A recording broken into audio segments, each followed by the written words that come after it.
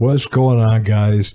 Hey, I wanted to come at you this evening and first ask you to please hit the like button and that subscribe button. I just started my channel a few months back and I've got right at 100 subscribers, and I would like to get 10% by next week.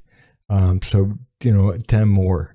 But anyways, I normally don't do stories about abortion and about eugenics or conflating the two, but even though I kind of believe that is what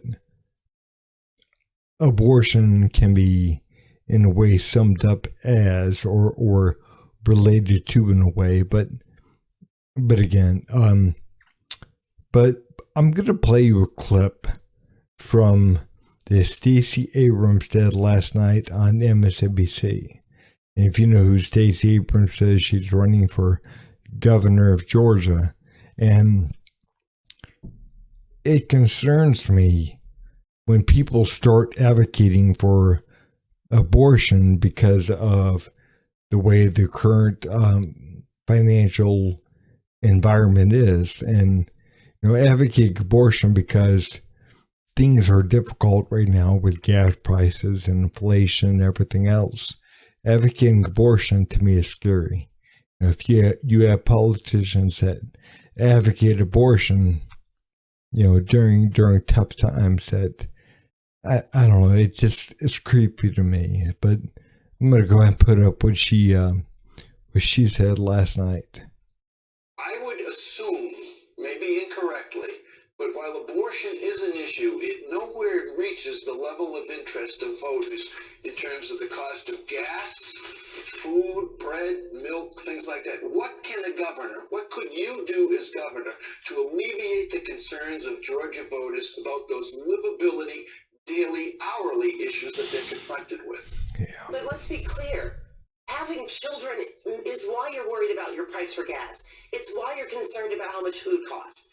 For women, this is not a reductive issue. You can't divorce being forced to carry an unwanted pregnancy from the economic realities of having a child. And so it's important for us to have both and conversations. We don't have the luxury of reducing it or separating them out, but we also have to talk about what a governor can do. Hey guys, I came across guidelines from Planned Parenthood from, I think it was November of 1967. And what their proposed measures are to reduce fertility by selectively or universally impact how the impact is of the U.S. population. And things that we could do in order to reduce the overall population. But I have it here. I'm going to bring this over to you so you can, let me get rid of this, so you can see. And I find this quite scary and really kind of almost foretelling of the times that we're in now. I mean, we're kind of, I mean, I think you'll agree once you see it that we're kind of in these times now, in a way, and how scary this shit really is. All right, guys, let me come back to you and show you what I found. And actually, I saw this on a news report with Matt Walsh with the Daily Wire, and this is proposed guidelines, proposed measures from Planned Parenthood back from November, I think, of 1967, so almost 55 years ago. And this is what they proposed to do about population growth and limiting population size. And I mean, reducing fertility and everything else. And I want to go over this for a minute. I mean, again, I'm not one of these that likes to go down too much this conspiracy theorist type role, but we're getting to a point. I mean, I think a lot of people are waking up to the idea that we're not being told things, and we're being pushed to take and accept things that go against the very nature of reality, of who we are as people. And, getting rid of the roles of the masculine roles and making it feminine and just, to me, it's just scary. But let me bring this across for you to look at and kind of try to fill the screen up the best I can for you. Okay, these are proposed measures to reduce fertility. This is Planned Parenthood, 1967. And if you look at the actual, if you look at the social constraints in the first column, it says restructure family. A, postpone or avoid marriage. B, alter image of ideal family size. Compulsory education of children. Encourage increased homosexuality. Educate for family limitation. And fertility control agents in the water supply. Think about this, guys. This is coming from our government. Came from our government 55 years ago. And look where we are now. Encourage women to work. Modify, under the second column, economic deterrence and incentives. Modify tax policies. Have a substantial marriage tax. That's A. B, child tax. C, tax married more than single. D, remove parents' tax exemption. And D, additional taxes on parents with more than one or two children in school. Again, I'm not saying everything has come true, but there are some things here that are quite scary to me. Reduce or eliminate paid maternity leave or benefits. Reduce or eliminate children's or family allowances. Bonuses for delayed marriage and greater child spacing. Pensions for women 45 with less than a certain number of children. Eliminate welfare payments after 2 children. Chronic depression. So they're advocating chronic depression. Require women to work and provide few child care facilities. Limit or eliminate publicly financed medical care scholarships, housing, loans, and subsidies to families with more than a certain amount of children.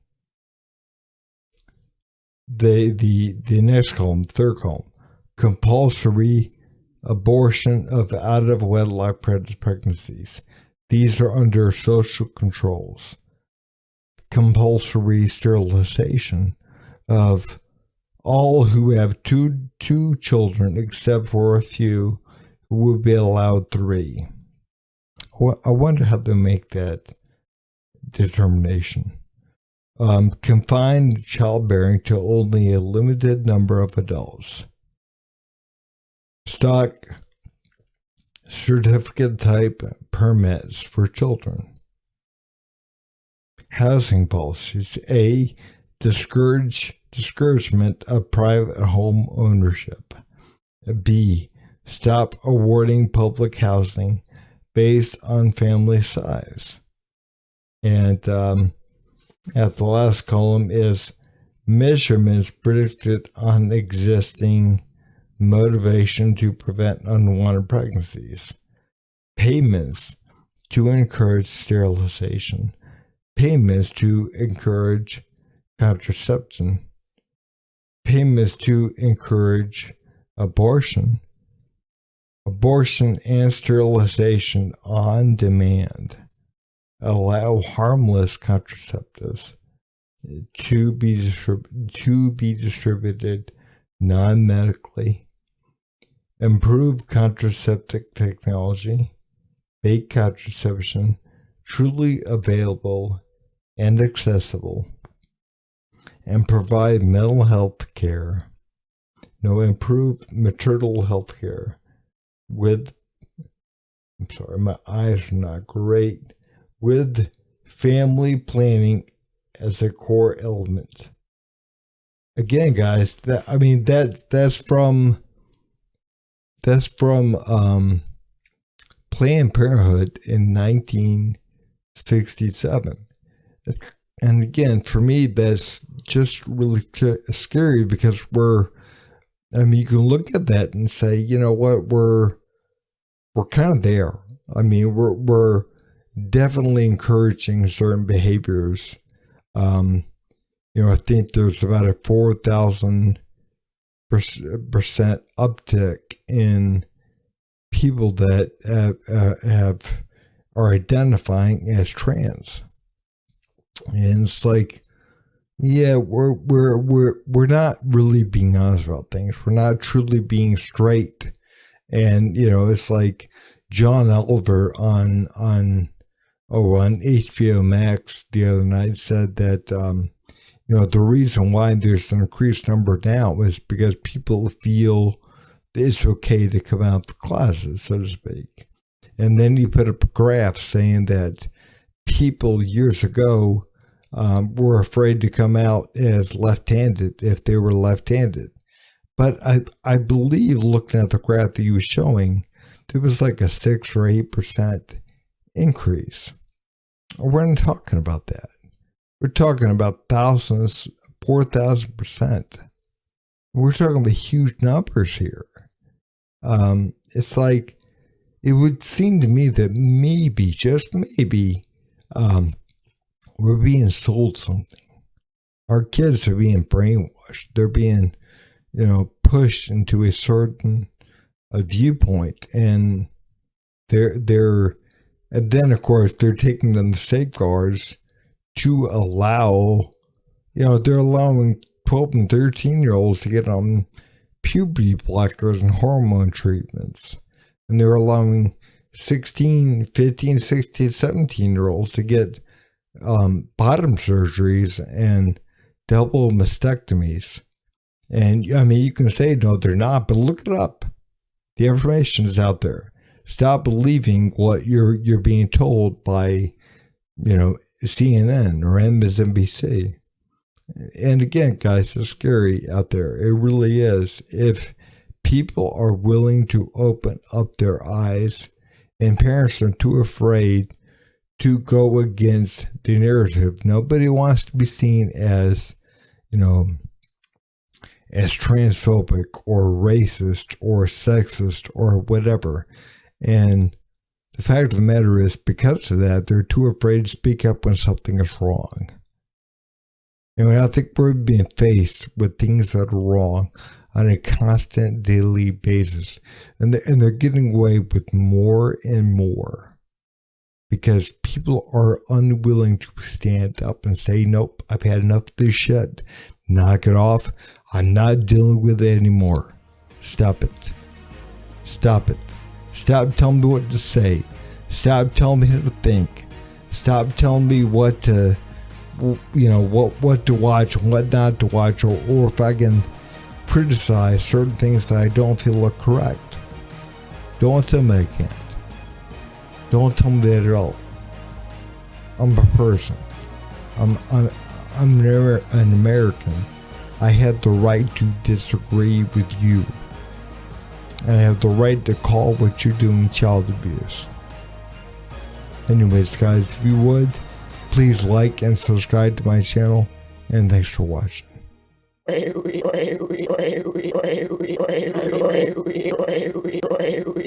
You son of a